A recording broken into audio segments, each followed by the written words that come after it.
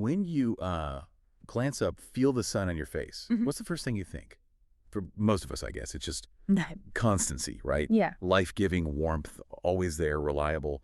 But what if that familiar golden orb is actually, well, a cosmic powerhouse, hmm performing this incredible constant dance of immense unseen forces? That image, the constant sun, it's beautiful and understandable. But you've really hit on something crucial there.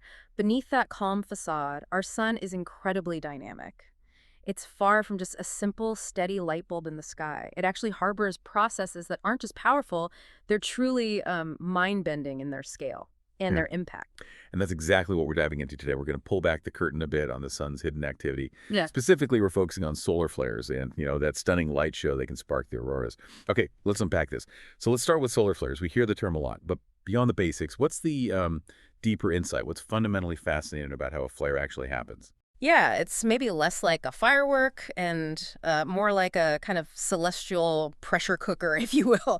You have to imagine the sun's surface, the photosphere, is just teeming with these incredibly powerful magnetic fields. Think of them maybe like a colossal invisible ropes or twisted rubber bands, constantly stretching and twisting. They're fueled by the sun's internal dynamo, and they store immense tension. And what's truly remarkable, really, is how these magnetic field lines, holding just unimaginable amounts of energy, can suddenly become unstable. They can get so tangled, so stressed out, that they basically reconnect. Or maybe short circuit is a good way to think about it. It happens really dramatically. And in that instantaneous snap, all that stored magnetic energy just gets unleashed. Okay, so it's a magnetic explosion then, not like a chemical burn or something. And what exactly gets released in that huge burst? Exactly, purely magnetic. When those lines snap, it's this sudden, violent release of, well, pure energy right across the electromagnetic spectrum. We're talking X-rays, gamma rays, radio waves, light, high-energy particles, that works, all bursting out at once. And here's a detail that always gets me. Despite this incredible violence, it all happens in the absolute silence of space. Silence. Total silence. There's no air, no medium for sound to travel. So you have this completely inaudible yet utterly destructive cosmic energy discharge, like a giant short circuit. Wow. Inaudible, but it definitely makes itself known across the cosmos. And that first wave, the radiation and particles, how fast does that reach us here on Earth? That first wave, yeah, it's traveling at the speed of light, so it hits us pretty quickly within about 8 minutes. Its most immediate effect often is on our radio communications. High-frequency stuff especially, it can cause sudden, brief blackouts. But, that's often just the opening act, because sometimes, after a flare, the sun does something else. It sort of exhales. It expels an even larger chunk of itself, though it moves slower.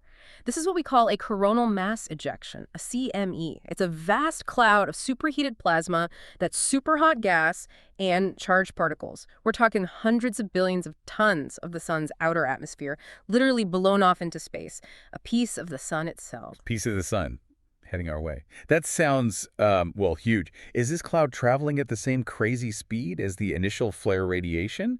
Or is it more leisurely? Oh, much slower, much slower. Yeah, the flare radiation is light speed, obviously.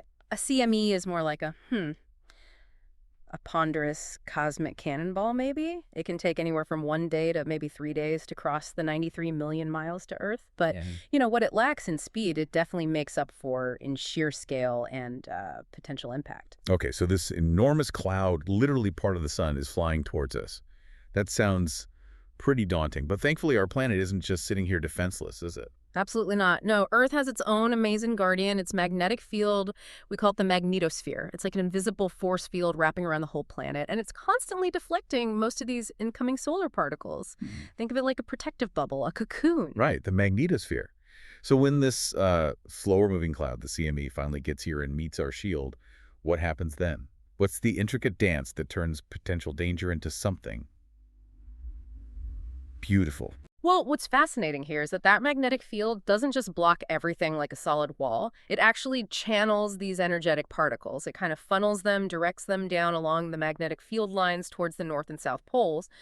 So as these particles stream down into our upper atmosphere, they start crashing into atoms and molecules up there, mostly oxygen and nitrogen. Collisions. Yeah, high energy collisions. Yeah. These collisions excite the electrons in those atmospheric atoms, bumping them up to higher energy states. They get energized. Then, almost immediately, those excited electrons want to drop back down to their normal, stable energy levels. And when they do, they release that extra energy as light as photons at very specific wavelengths, specific colors. And that is what creates the absolutely breathtaking spectacle of the auroras. The northern lights, Aurora borealis, and the southern lights, Aurora australis. Ah, so those shimmering curtains.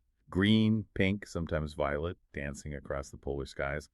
That's basically the aftermath. Our planet's shield gracefully handling the sun's outburst. That's exactly it. It's a visible sign of this invisible cosmic protection. I saw them once, years ago. It felt so. Ethereal, almost unreal. Knowing this is the raw power behind it all, it makes it even more humbling, actually. It truly is spectacular. And the colors themselves tell a story. Green often comes from oxygen atoms being hit at certain altitudes. Nitrogen can give you blues and reds, often lower down or sometimes higher up. The height tells you about the energy of the particles coming in. It's really a beautiful, gentle reminder of the incredible power our planet protects us from every single day, turning potential fury into beauty. So what does this all mean then, when we put it together? It means the sun isn't just that simple, steady light we assume it is. It's this incredibly complex, dynamic engine. There's this constant, quiet, powerful dance of magnetic forces going on, shaping our whole solar system and shaping our lives here on Earth in ways we barely even notice most of the time. Precisely. The sun is both things at once, isn't it? It's the ultimate giver of life and light, yes, but it's also a source of this extraordinary, often hidden power, constantly sending out these, well, dramatic reminders of just how dynamic it really is. So maybe, as you go about your day or next time you look up at the night sky, maybe even hoping to catch a glimpse of an aurora, just consider this. How many other things we see as constant, maybe even peaceful forces in the universe actually hold this kind of immense silent power? And maybe take a moment to think about those invisible shields, like our magnetosphere, Hmm. that are constantly protecting our daily lives, creating beauty from what could be cosmic fury. A beautiful thought. It really highlights the sun's silent, magnificent power and Earth's resilience.